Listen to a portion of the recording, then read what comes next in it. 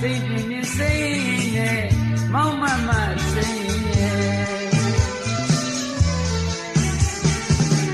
ညမျိုးညနေ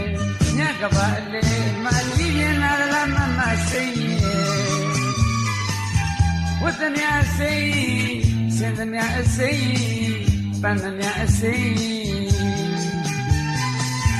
စိတ်အောင်ကြိုက်တယ်ဆိုတဲ့စိတ်အောင်မင်းသမီးရဲ့သူ့မြတ်တာရဲ့စိတ်နဲ့မျက်လုံးစိတ်လေးရင်လည်းစိတ်လေးစိတ်တိုက်လို့ရဲ့